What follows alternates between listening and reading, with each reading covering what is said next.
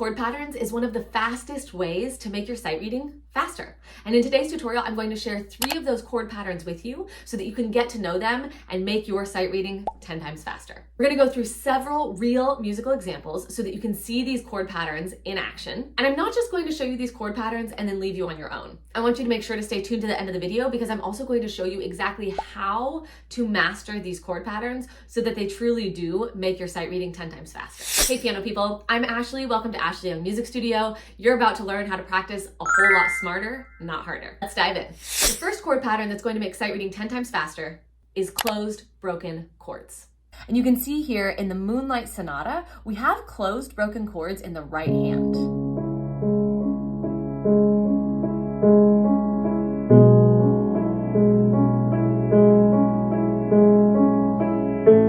Now, what I mean by closed broken chords is that we have separate notes that are close together. And if you were to clump those notes together at the same time, they make a chord. They're closed because they are close together, and this is going to make a little bit more sense when we go over one of the other chord patterns later in the video. Now, when you see these 3 notes in the music of the Moonlight Sonata, one of the biggest mistakes that I see adult piano players make is that they think of all of these notes as being completely separate. And so every single time they go to a new measure, they're reading individual notes. And this ensures that their playing and their sight reading is super, super slow. But if you're able to see these closed broken chords and lump the notes together as one chord, it's going to make your sight reading significantly faster because you're not looking at individual notes anymore. You're looking at a chord pattern. Okay, and so you can see in the Moonlight Sonata, if you look at the entire score, basically the entire piece is made up of these patterns. And so every single measure, if there's 12 individual notes, but they can be clumped together into groups of 3s, all of a sudden you have 4 chord patterns to look at instead of 12 individual notes. Closed broken chords also come up in the left hand of the Mozart K545. You can see my left hand here is going to be playing 3 notes in a pattern.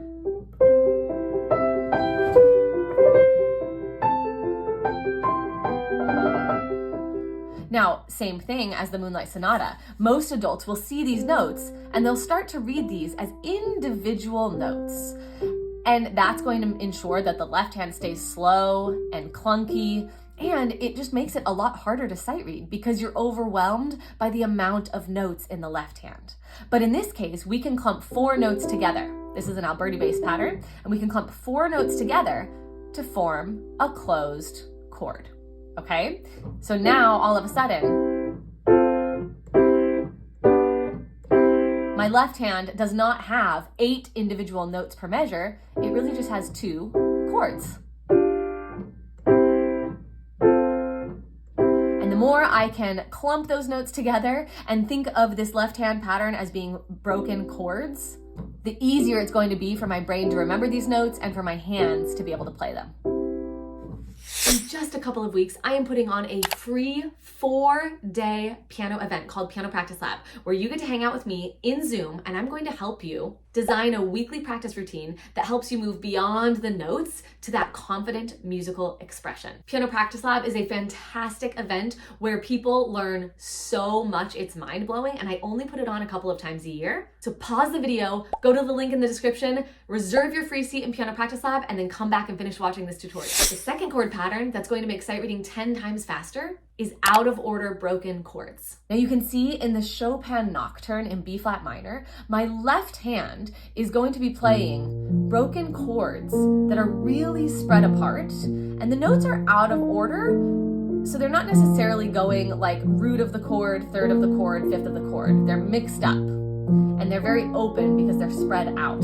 But similarly to all of the examples we've already gone over, if we were to take all of these individual left-hand notes and clump them together, it forms one chord. So let me play the first measure for you.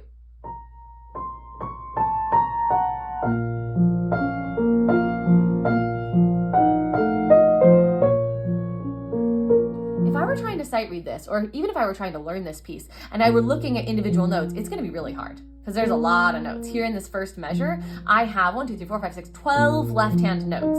And that's a lot for my brain and my fingers to remember. But let's look at the first group. clump all of these together, we see that the Fs are repeated, we see that the B flats are repeated. This is just a B flat minor chord, which makes sense because the key is in B flat minor. Let's look at the second half of the first measure. All right, this one's a little bit more complicated. We've got our B flat, we've got our F, A. This is actually going to be an F7 chord with a little passing tone in there. And so you can see we can clump these notes together, and all of a sudden, instead of having to read 1, 2, 3, 4, 5, 6 individual notes, I start to think of them as a unit, and that becomes a lot easier for my brain to remember. I also see something really similar in the Brahms Rhapsody No. 2.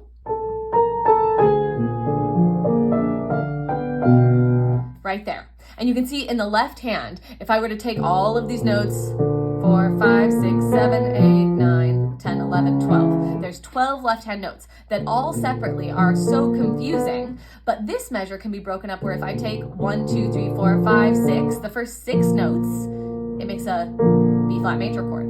If I take the next 3 notes, it makes a B diminished chord. And then the next 3 notes, probably the beginning of a C sharp minor chord. If we take into account the right hand, maybe an A chord. Either way, it's 3 chord patterns as opposed to 12 random notes. When you see these out of order broken chords, you want to try to clump the notes together. And what I like to do is just take as many notes in the measure as I can until they start to change, right? So here for the first 6 notes, we only actually have 3 notes if we look at the notes that are repeated, because my D from down here is actually right here, my B flat is right here, so this is a B flat major chord. And then once the note starts to change, then we have to start to consider a new chord.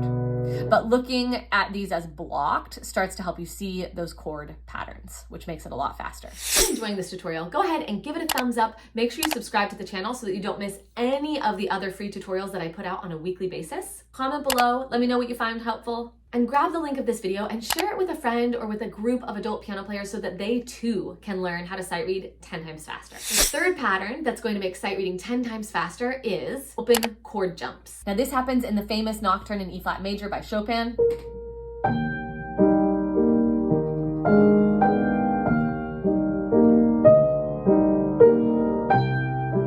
And you can see what I mean by open chord jumps is that I have all of these different chords that I'm jumping to. And in this case, it's mixed with single notes and then chords.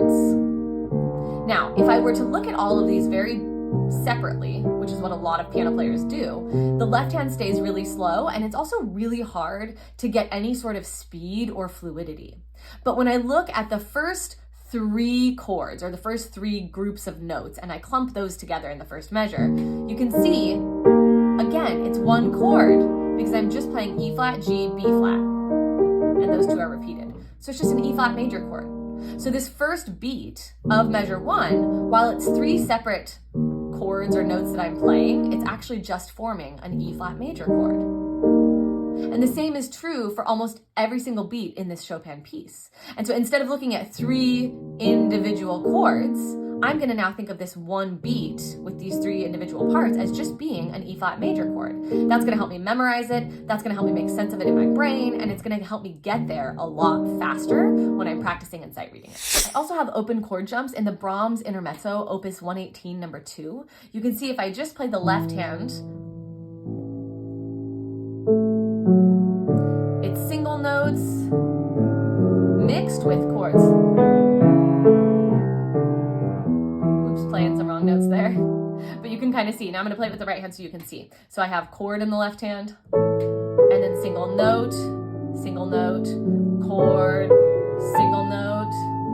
single notes, chord, chord, single notes, chord. Now this one is almost a mix of open chord jumps and out of order broken chords. But you can see that I'm jumping around playing single notes and also chords. Now, if I just look at the left hand by itself, it's going to be really confusing, especially if I take those single notes and think of them as all individual. But again, if I clump them together, they form chords. And same with the chords mixed with the broken notes. If I just play a chord, a single note, a chord, a single note, it seems like there's a lot going on. But if I mix my chords with my single notes, It's actually just broken chords, split up into more than one beat. And so the same thing applies here. I can think of this as a unit instead of thinking a chord and a single note, a chord and a single note. They are both units. After going through those examples, you might already be able to see why this is so useful for sight reading and how it's going to help you get 10 times faster. But let's talk about it really quickly. When you're trying to sight read a piece, if you want to be able to open up a piece of music and just dive in and play it at a high level quickly, you have to be able to recognize as many patterns as possible. And because music is full of chords, chord patterns are one of the best patterns that you can work on memorizing to get faster. When you're stuck in that phase of looking at individual notes, you stay very slow and you almost never get to that point of playing with freedom and fluidity. When you start to be able to look at a piece of music and see 6 notes, and you can instantly decipher that those 6 notes are actually just C, E, and G, and they make up a C major chord, you move beyond the individual notes. Your brain is faster, which means it can send faster signals to your hands, which means your hands can play with more freedom and more fluidity. This allows you to understand what you're doing in a piece of music way faster and on a much deeper level before your hands even reach the keys. In other words, you get way faster at sight reading.